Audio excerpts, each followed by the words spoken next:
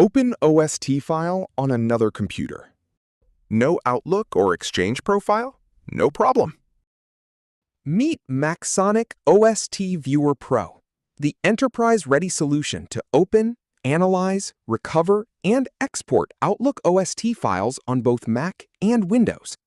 On both Mac and Windows. Open inaccessible, password-protected, orphaned, or minimally corrupted OST files with ease.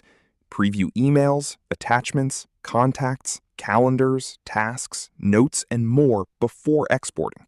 Save mailbox data to PDF, PST, EML, MSG, CSV, or MBOX, or migrate directly to Microsoft 365 while preserving your original folder hierarchy.